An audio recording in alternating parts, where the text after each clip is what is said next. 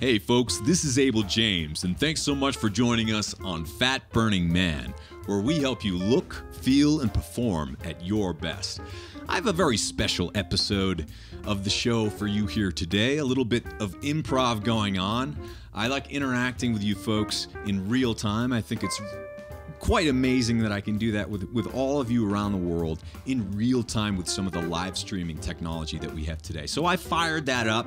I didn't announce it ahead of time, but I've started doing this. I've released a few of them on the podcast so far. These Ask Me Anything Q&As that are live streams. It seems like so far it's a really positive response. I look forward to doing a lot more of them. And so on this particular Q&A session, we had a few familiar faces show up in the live stream comments, which I was very happy to see, including Kurt Morgan, who was my contestant and teammate on the ABC TV show a few years back, who dropped a whopping 87 pounds in 14 weeks with the Wild Diet. And a lot of people ask about this, but Kurt and I still keep in touch, even though, geez, it's what, 3+ years later now. But you know, we became like family throughout that show. We were up against a lot of odds that didn't necessarily come through if you were watching on the other end of that TV show. But it was certainly an ordeal to go through together, and so we became really close, and it's nice to keep in touch. So anyway, he joined in and made a few comments. We had a lot of other familiar faces join in. So if you would ever like to join in, ask me a question in a future live streaming session, make sure that you follow me on social media, as well as go to abeljames.com, where I post all of the live streams, and fatburningman.com. I'm not that hard to find these days, but do make sure that you're signed up wherever you watch videos. The best place to watch with the least amount of advertising or interference, with no outside advertising actually, is always going to be at abeljames.com for the Improv with Abel series and the Adventures with Abel series, which is coming to you this year. A new video every day in 360 degrees and in virtual reality footage. Pretty cool stuff. Check all that out at abeljames.com. That's ABEL. And yeah, some of the music videos are silly. Some of them are a bit more chilled out and laid back. So if you're looking for music to help you relax at the end of the day, or you want to start off your morning that way, then be sure to check it out. But I also make fun of Apple slowing down my phone on purpose. I talk about Bigfoot a little bit, Splenda, and even Captain Planet. So if you're in the mood for some silliness, check out some live improvised music and have a laugh over at abeljames.com. All right, on to the live stream. So I recorded this just like an hour ago, and it already has a few thousand views. So hopefully you'll dig this live stream, because I do go on a few rants. But I also recommend a lot of the books that I've been reading recently that have made a big difference in the way that I think. And a few other issues like, are kettlebells really worth it? Are they something that you should add to your workouts? What carbs do I work into my diet? How do I think about them? Are protein bars and protein powders worth it? Are they good for us? Are they bad for us? What do I really think about the carnivore diet and keto, and tons more? All right, you ready for this? All right, let's go see what questions you guys have. This episode is brought to you by Wild Superfoods. Let's start with a quick question. Do health supplements really work? After testing many hundreds of tonics, supplements, powders, and potions over the past 7+ years, my wife Allison and I have found very few companies that we actually trust. Massive, faceless corporations seem to be running the show, often prioritizing profits well above our collective health. Many supplements in stores and online are of extremely low quality, are ridiculously overpriced, and some don't even contain the active ingredient they're supposed to be selling. We all deserve much better. That's why my wife Allison and I created Wild Superfoods. We're a small family business, and we take our own products daily because we think they're the best out there. Our Ultimate Daily Bundle provides you with a complete supplement regimen that you can trust to deliver maximum health benefits without the guesswork. Whether you're looking for Mega Omegas, Vitamin D Stack, Probiotic Spheres, or Future Greens, our cutting-edge supplements have you covered. And as a listener of Fat Burning Man, you can save over $80 on a one-time purchase or save over $128 when you select subscribe and save.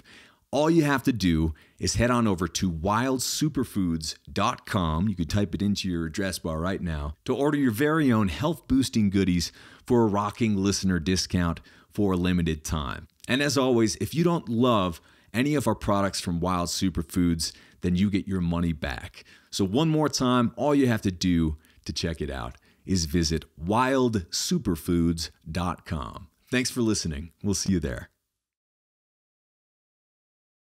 Okay. Claude asks, what gave you the inspiration for Future Greens?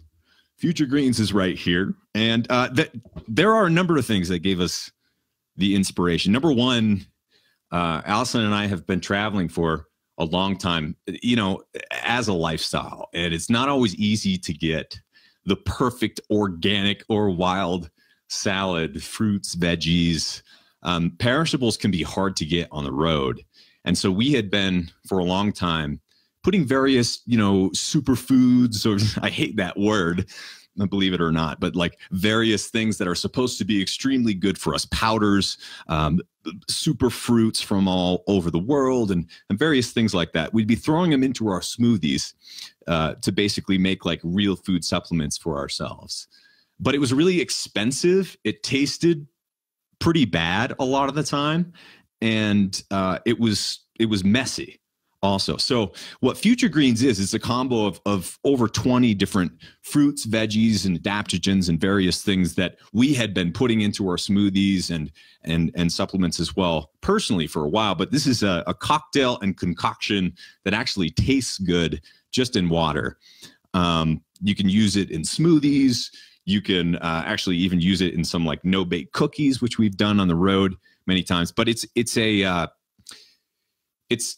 something that I believe I could take for the rest of my life. I was, basically looking for a way that Allison and I could have our own family company and be our own sponsor so that we would have, control over our own message. Because unfortunately, when you deal with big networks, or when you deal with partners, or you deal with, outside sponsors, sometimes it can influence the message. And I didn't want that to happen. And so I was looking for what are the things in our lifestyle that we would feel confident taking every day that would improve our health and kind of act as a health insurance against the pharmaceutical industry and the healthcare industry, which I really don't want to have much to do with in my own life, because I've been mistreated in the past, and a lot of other people have been mistreated by that industry. So focusing on nutrition is one of the most important things that you can do. And there are certain nutrients that we know we all need. Many are in Future Greens. Like, very few people debate that veggies and fruits, especially organic ones, are good for us. And this is a way to get a lot of the nutrition without the sugar, for example, in the fruits. So there's less than 1 gram of sugar. You can mix it in water. You can take it on the road. And we really like that. So Future Greens is kind of what we're starting off with, but we also have vitamin D stack, mega omegas, and probiotic spheres as well. So these are all health supplements that Allison and I have been taking for years, and we found a way to basically bring our favorite ones to you through Wild Superfoods. So we look forward to actually bringing a few more out in the months and years ahead. I'm not going to spoil the fun yet, though, and announce what those are. So let us know. Like, if you've tried Future Greens, let us know how you like it, because Allison and I tried so many different powders: greens powders, reds powders, veggie powders, fruit powders. Most of them taste like fish tank. They just, ugh. If it doesn't taste decent, I'm not going to take it, especially not every day. And I'm not saying that you should take Future Greens every day, or certainly that it should replace vegetables for you or anything like that. What I'm saying is that you should always, like, I stand by almost and probably every single word in the Wild diet and in what I've put out there to the world. So you do need that positive foundation of good eating, of a healthy diet. And I don't think supplements can ever replace that. That's why they're called supplements. But especially in the imperfect world that we're living in now, when you don't have access to fresh foods with, you know, a whole bunch of vitamin D3, A, minerals from all sorts of various fruits and veggies, like that stuff can be hard to get in this world. And especially with the increase in hurricanes, which have affected us personally, with the increase in natural disasters, and with the breakdown in some of the infrastructure, I think it's really more important than ever to have reliable nutrients around, especially shelf stable ones. So Future Greens, the vitamin D, the omegas, and the probiotics to a lesser extent because they need to be refrigerated. Those are all things that we like having around personally, and knowing everything or learning everything that I have over the years about health, and also talking a lot to my mom, Angie, who's been on the podcast and is a holistic nurse practitioner and herbalist. Future Greens and some of the other products that we're putting out, we really believe in, and it's what we take personally every day. And so we're not crushing it. We're not doing this for money and making a whole bunch of it. The idea is that if there are enough people who follow us and they're interested in things like Future Greens and other things from Wild Superfoods, we can be our own sponsor, basically about break even and maintain the independence that I think truth requires. So anyway, that's a very long-winded way of saying, or bringing you up to date on the backstory of Future Greens. And there's a lot more to the story. It's been going on for a long time. We wanted to honestly get some of these out there to you guys way back in like 2014, 2015. We were even thinking about it before that. But I think it's really important to do it right, which often means doing it slowly, a lot more slowly than perhaps you were hoping for or planning on. So thanks for bearing with us and believing in what we do. Honestly, in the world today, it's very bizarre. Doing the right thing and being non-hypey doesn't necessarily get you rewarded on social media these days. So it's been a wacky and crazy adventure, but all I can say is that it's really nice to feel somewhat settled here again. Now we're in Colorado. Before we were in Texas for almost 10 years, but we've got solid internet. We've got a nice studio to work in and record in. And I've got a whole bunch of interviews set up with a lot of people who I think you're really going to enjoy, including JP Sears, which will be happening next week. Some of my friends from way back in elementary school, high school, and college, who are now grown up to be coaches and Olympians and educators. They're going to be coming on the show. I'm really excited to talk to a lot of them. All right, let's get to another question. This one is from Michael. Do you utilize kettlebells in your workouts? Yes, I do. I have a go-to workout, I'll say, that I've been doing for as long as we've been in Colorado, but I've been increasing because the elevation here at 8,000 feet makes it much more difficult to do a normal workout that you might do at sea level, especially if that's what your lungs are used to. So when I was getting back into building up strength and the ability to do sets, or at least the same amount of reps in the sets that I used to be able to do at sea level in Austin, I think it's a 70-pound kettlebell that I use most of the time. I have a 50-pound, we have a 60-pound, and I think we have a 30-pound. And most of the time, what I'll do is I'll do a squat and press with the 70 about 20-something times. I'll do about 3 sets of that. This is for my Monster Lift Monday, which I just did yesterday. So that's one kettlebell piece of that. Oftentimes I'll do one-handed rows, bent over rows. I can't really demonstrate for you here at my desk, but bent over rows with the kettlebells in one arm. The kettlebell swing, of course, is wonderful for your back, your legs. Kettlebell is an awesome piece of equipment because it lasts forever. We've taken several of them in the back of our truck on road trips, driven them across the country and just use it whenever we feel like we need a little bit of strength workout, especially when you've been sitting for too long. It feels really nice to use your legs, get the blood flowing again.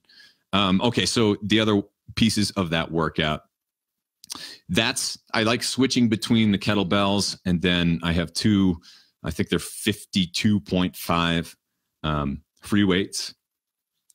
So the total, if you do them together, they're not attached, but it's a little bit over 100 pounds.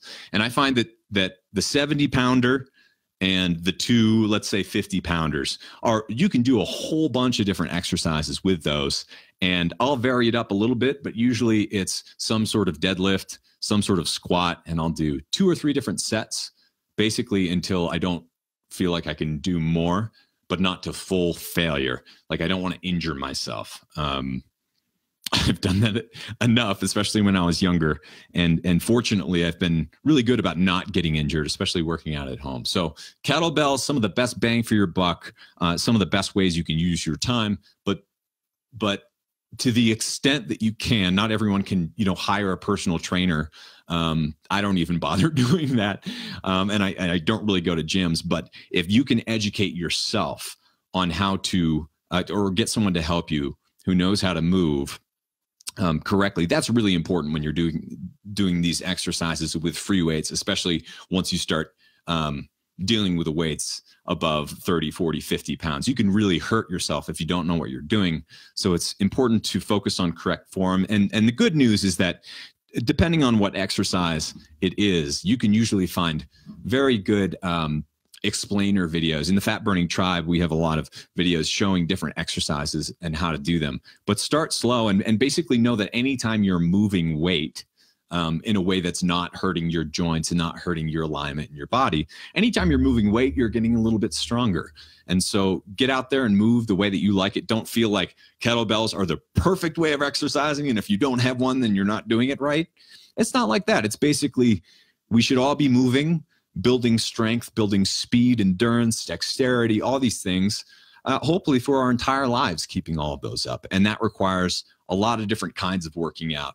And free weights and kettlebells have always been my favorites, combined with obviously, like sprinting and pull-ups and push-ups and simple things like that, because it doesn't take a whole lot of money. It doesn't take a gym membership. I can do it from home, and I've been doing it, those very exercises for years. And I feel good. I feel relatively cross-trained when I keep those squats, deadlifts, pull-ups, push-ups, rows, like the full body workouts. When I keep those up, I feel balanced. I feel symmetrical. And that's really important, and it helps you from getting injured as well. All right, let's see, what else do we got here? Who do I read and follow? That's a question from Casey. Wow. Well, this is a good example. One of the reasons I really enjoy doing the podcast and putting out the health information is because I literally read the whole book, or like if I have 6 or 8 people that I'm recording for my podcast that week, I'll read 6 or 8 books over the course of a few days and just absorb it, And so when I'm talking to the people who are on my show, in a lot of cases, those are the books that I'm reading, especially right then. It's fresh in my mind. Honestly, I read a lot about Eastern philosophy and music. Combining healing with music is something that I'm really into right now. Some of you may remember that coming up on 10 years ago, when I first moved to Austin, there was an apartment fire and I lost everything, which was, all of the books that I was studying, all of my musical instruments and all of the art that I was working on, all my poetry and et cetera. But one of the cool things is that I recently found a list of some of the books that I had studied in college at Dartmouth with some of the music and technology professors. So books about psychoacoustics, about how music and sound is generated and the perception, the way our brain perceives it. So I got this whole list of books about psychoacoustics and how sound affects us. And so obviously doing what I do, that's very interesting. I can't necessarily say that will be the most interesting thing to people who have different interests who are out there listening. But I can say that every time I learn about a new subject or a new topic, or every time I learn a new instrument, it makes me better at the other ones too. You learn something across all of these different genres and modalities, and I think that's really important. It's like cross training for your mind. And as far as, like following, I try not to use social media all that much as someone who's like spending time consuming it. I try to create more than I consume, but I follow, a lot of my old friends. I like keeping up with the human relationships. I've grown a little tired of all of the hype, especially in this day and age. Video is so overhyped and so saturated, and there are so many people saying so many things. It's hard to know what's true. And so honestly, I've gone back to some of my oldest teachers who have now kind of become friends, and I enjoy, like on the podcast, talking about big ideas with them. So it's a really good question. Who do you read and follow? Because I think it's one of the most important things to think about today. Who are you letting in? Who are you spending time with your consciousness? What are you absorbing from them? What are you learning or not learning? Are you dropping the ball because of their point of view or their worldview? One great piece of advice that came out during the podcast that I just recorded with Ryan Lee is that the complexity level of everything now is just over the top insane. And so oftentimes the solution is simplifying. So maybe it's not as much about like who specifically you follow or how many people you follow. It's more about like pruning out all the things that aren't serving you anymore. And that's what Allison and I try to do quite often. Not that we like unfollow people from Facebook and Instagram or what have you. We just like don't really use Facebook and Instagram in the sense that we're just scrolling through the news feed all the time.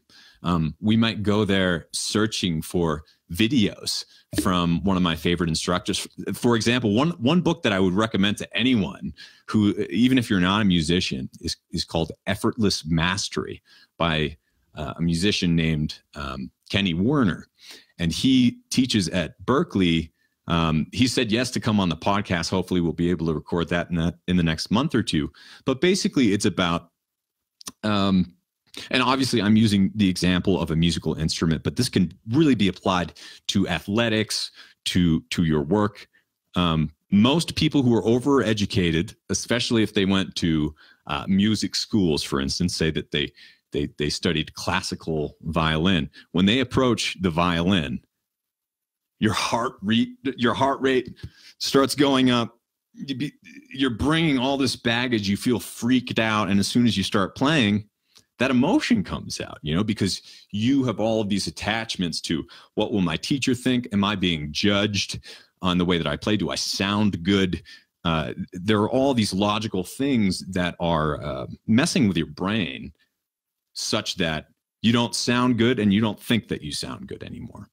Or that could be applied to, a workout where you hoped you'd be able to do this many reps at this weight and you just can't, or what have you. But anyway, it's all about re-examining your relationship with your instrument and hopefully turning it into a piece of you. Sounds a little woo-woo. Such that the music can just flow through you from your emotions instead of from your head and using all of that baggage that you've learned over the years. So that applies to every time you walk up to the fridge too. It's almost like when you become aware of the way that you're approaching anything, walking into a room, walking up to the fridge, showing up at your workout, it's all about your mental attitude and your mental preparedness. And that doesn't always mean being hyper masculine and super intense and super logical and super disciplined. In fact, in a lot of cases, it means letting up on the gas a little bit, tapping the brakes, and increasing your own sensitivity. It's not always better to play louder and faster.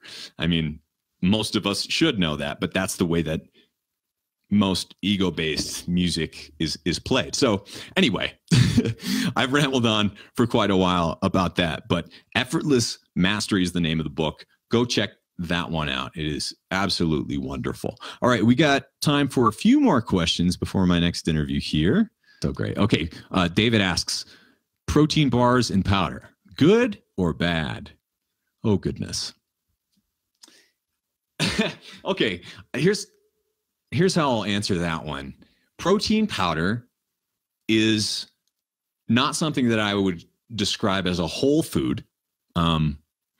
It's almost always going to be better, I believe, to get nutrition from whole foods. You know, for example, I would prefer a salad to future greens, like a giant salad. That's just not always in the cards. You know what I mean?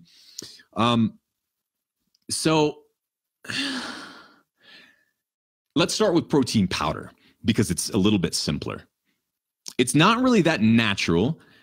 We get sent so much protein powder. I can't even describe how much of it we have right now, let alone how much we've gotten over the years. You can imagine being fat burning man, what stuff we get sent. But even in the protein powders that I've opened, it's like literally I have one that has been open for like a year and a half and I still haven't thrown it out. But I haven't gone through the whole thing. It's like chapstick. I don't use up a whole chapstick. It takes forever.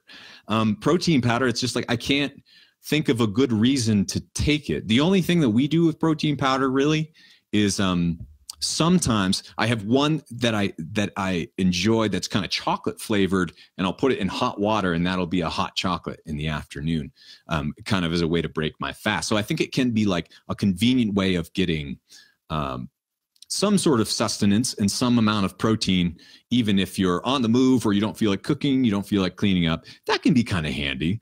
But as that's more of like a tea or a treat or something. So it takes me forever to go through the amount that most people must be going through this stuff.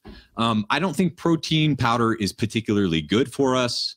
Obviously, there hasn't been a whole lot of deep science looking into long-term effects of all the various proteins that we could have. But I could say almost every time that I choose and prefer whole food protein or fasting. And as far as protein bars go, I might have them every once in a while as a treat. But that's what they are. They're a treat. They're a candy bar. They're not a protein bar. If you look at most of them, they have more sugar than they have protein. And so is it serving you? I don't know. Is a Kit Kat serving you? Maybe if it's post-workout and you're treating your hunger pangs a little bit, but I'll take the home-baked cookie from Allison every time, you know? So we really try to focus on whole foods if we can help it. And when you're on the road, I find that it's a lot easier to get proteins than it is to get fresh, good, organic veggies. So, you know, I don't want to rip on anyone who finds success using protein powders or protein bars. And I know there are a lot of people out there. But personally, I prefer real foods. And even when I have a ton of protein powders around, really expensive ones that are full of all sorts of different things, I still don't use them all that often. With some exceptions, you know, some are better than others. But, oh, is that Allison here? Yeah, I'll have some coffee. Thank you. Hey, this is Allison, everyone. Cheers. Oh, Thomas Talbot is teeing this one up. Thoughts on the carnivore diet? Oh, boy. The carnivore diet? Sounds appropriate for cats. As far as humans go, I don't see the benefit there for most people. Okay, so here's the thing. There are always going to be benefits to eating certain ways for certain people with very specific conditions. So, for example, if you have a whole bunch of different gut issues, then perhaps it makes more sense to work on those first before eating a whole bunch of fiber and a whole bunch of fruit and a whole bunch of fresh veggies, right? So not eating fiber and veggies could be beneficial until you get that gut thing sorted out. But also, maybe not. It's hard to say. So when you kick out everything that is not meat, which is what I assume the carnivore diet is, and if it's not, then that's a really stupid name for it. But if that's what it is and you're only eating meat, then how sustainable is that? What are you going to do when you want a beer? What are you going to do when you want some popcorn or a cookie? If you're hardcore keto and you can only have less than 20 grams of net carbs a day, how are you going to eat your vegetables? Are you going to feel guilty about eating a salad or an apple? Are you kidding me? How is this health? How is this balanced? Why is this getting so much traction right now? I can tell you why. It's because carnivore is a cheap word to buy on the internet. So if you're a marketer or an advertiser, you can spend pennies on the dollar than what paleo or gluten-free would cost to advertise. So you can get these trends to explode really quickly because the words hadn't been that popular on the internet yet in that way. That'll change and be replaced by something else soon. But what we don't want is to regress, right? We don't want to say eating fruit and eating vegetables is bad. So with some exceptions, I think it's good to take a break from almost all foods for some period of time, just as our ancestors did. I don't think that most people will benefit from being a carnivore for the rest of their lives. And I just could not ever imagine doing that to myself, doing that to the people around me, clearing the hallways. Anyway, I think it's so much more important to have a balanced way of eating and a balanced way of living such that you don't have to call yourself a carnivore. I don't like when people ask me how I eat and they don't necessarily know what I do. I don't say I follow the wild diet. I don't say I'm wild. I'm a human. I'm eating food. We should all get rid of these silly labels and hopefully learn how to eat in a balanced way again. So I know I'll probably get some hate on the internet for ripping on keto and carnivore as I have recently, but I don't want people to lose sight of the message that it's not about the next big hypey thing. It's all about educating yourself and learning how to eat and live well.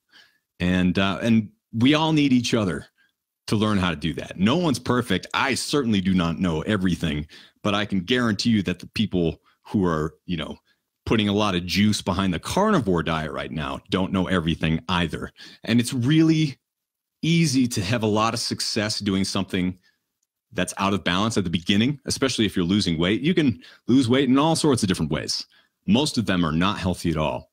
The real challenge is finding a way to be happy, satisfied, full of energy, in a way that's sustainable and balanced for you and for the people around you. And it's always going to be a moving target. A quick question from Kelly. Hi, Abel. Could you share what a day of eating looks like for you? What carbs do you feel are the most beneficial to work for your body? I've lowered mine recently due to keto. Thanks. I don't really think about carbs and protein and fat that much, honestly. I don't count. I don't worry about the carbs that I eat. So a typical day of eating will be I will have tea or coffee with maybe a bit of fat, including some of I might have mega omegas or future greens as kind of the first thing that I have that day, which might be in the mid to late afternoon. But before that, like right now, I'm having coffee and it has Kelowna Supernatural heavy cream in it, which is one of my favorite tasting heavy whipping creams. And so I'm having a few hundred calories of that in any given day, depending. Sometimes I'll drink it black. It depends on the coffee. I don't always stick to it, but for the most part, I'm not really eating solid food until after 3 p.m. Allison tends to eat before that. It'll usually be more like midday, or she'll have some snacks, and we'll have her on the podcast and maybe even a live stream sometime soon so she can answer specific questions for the way that she eats, because it is different from the way that I eat slightly.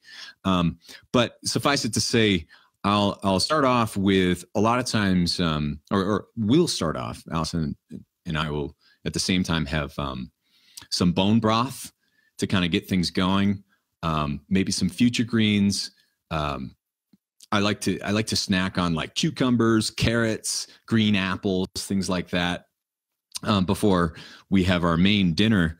And as far as carbs go, recently Allison's been soaking a lot of oats and making chocolate chip cookies and making also non-sweetened cookies for humans as well as for some of the animals that live around here as treats, including our dog, just loves it. So I like, and maybe part of this is my history of being a runner, is I do like oats, the thick oats that are really fibrous, especially when they're in treats. So that'll be one of the ways that I get carbs. We love sweet potatoes. Last night we had breakfast for dinner with plantain pancakes. I don't know if you've ever tried that, but we have a recipe on fatburningman.com, and it's excellent. It's really easy. You get green plantains, throw in a couple of eggs into the blender, and that's your batter. You pour it on, fry it up. You've got pancakes, and you can use those pancakes as buns, either for like breakfast sandwiches, which we do all the time, with some bacon, cheese, and some eggs. Or you can even use them for like burger buns, or you can just eat them straight up. So plantains are very high in resistant starch. And those, these carbs, especially, here's one way I think about it, is I only really have carbs for one meal a day, and I tend to not really have that much sugar. So I stay away for the most part from the high glycemic carbs. And usually when I want some, it'll be in the evening, and I don't get hungry until I start eating that day for the most part. And that's a big reason why I fast. And it takes a while to get used to it. But once you do, a lot of people kind of report feeling the same way, that you can have a bit more fun with your meals later on in the day if you haven't been eating for the majority of the day. So that has been working well for me. It doesn't work well for everyone. So you really want to try various things to see what works best for you. But suffice it to say, carbs, the most beneficial carbs would definitely be veggies and fruits, I would say. So in that order, absolutely.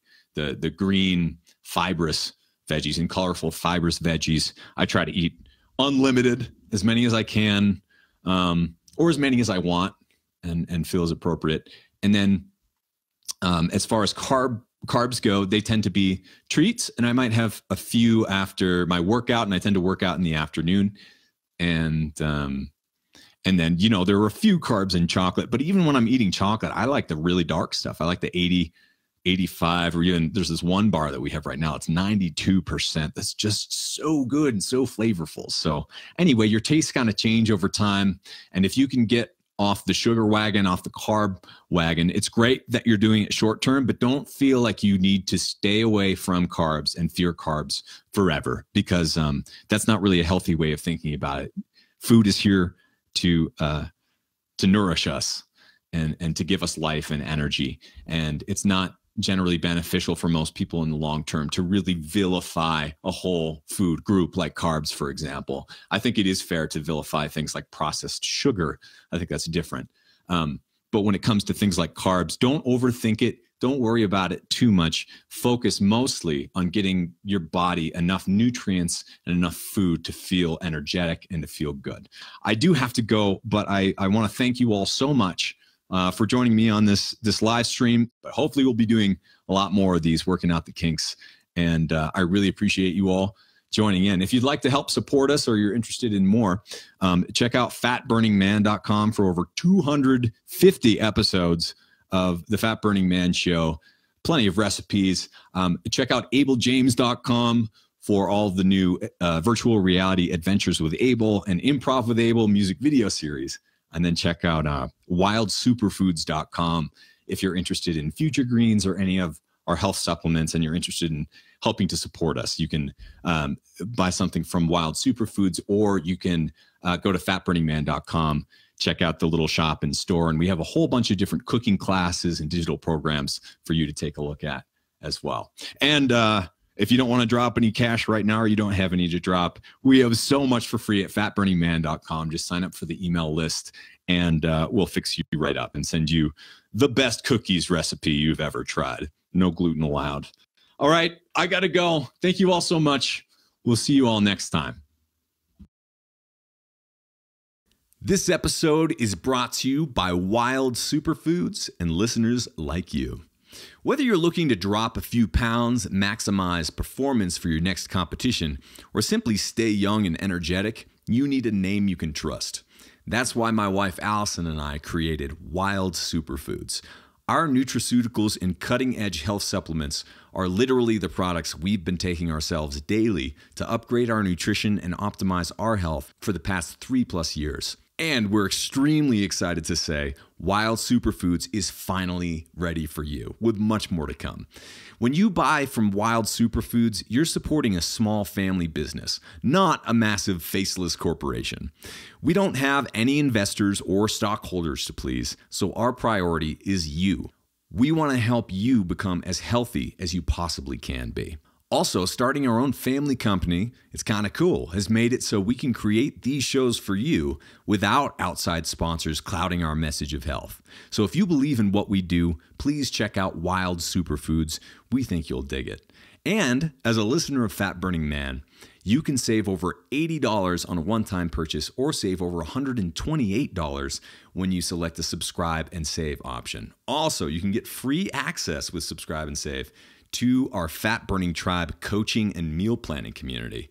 That place is awesome. I'll see you in there. It's usually at least $27 a month. So check out Subscribe and Save from Wild Superfoods if you want to get the tribe for free. We think you'll like it. So all you have to do is head on over to wildsuperfoods.com to order your very own health boosting goodies for a big time discount. One more time, that's wildsuperfoods.com.